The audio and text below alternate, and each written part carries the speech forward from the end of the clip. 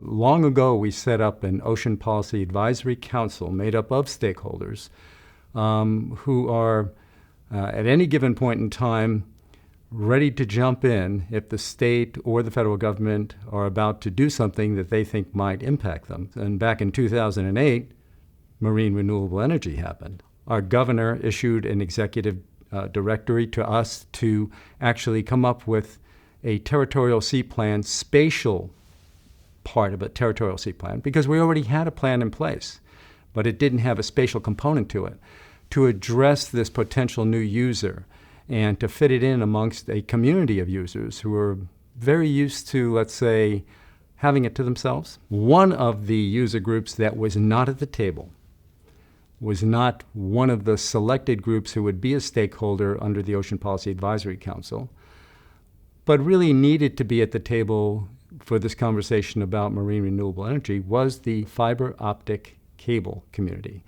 It's just a matter of circumstance that Oregon is one of the places in the continental U.S. where these fiber optic cables land.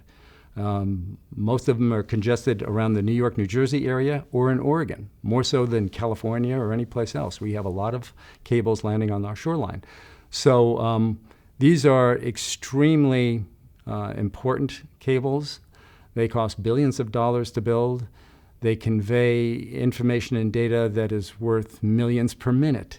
Anything that might damage a cable, anything that might interfere with the company's ability to manage that cable and to protect it is a real threat to them.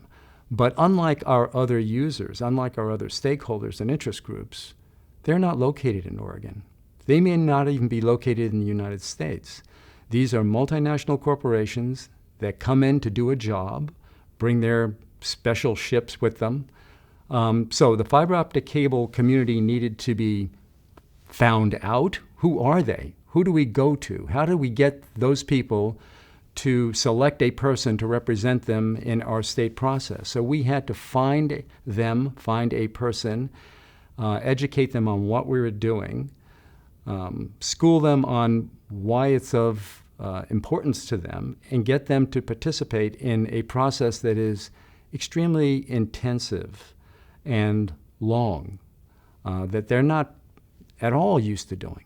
So we did find that person. We did get them to be on a rulemaking advisory committee, and over a course of 2 or 3 years, they participated in our process.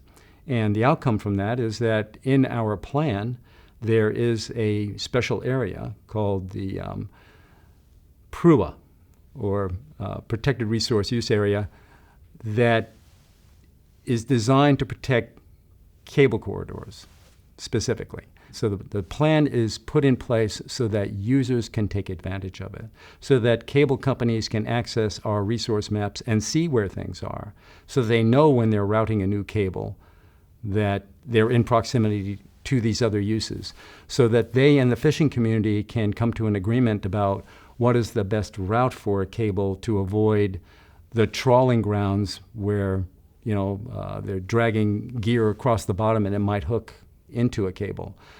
So the plan is there to help all the communities of users understand who does what where, how, when, because there are temporal and spatial elements to uses.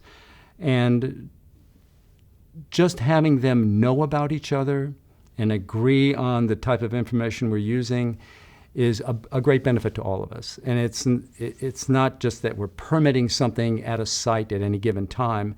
It's sharing a common understanding of what is in the water, who's in the water, how they operate, what they do, what the value of that use is to Oregon, to other communities,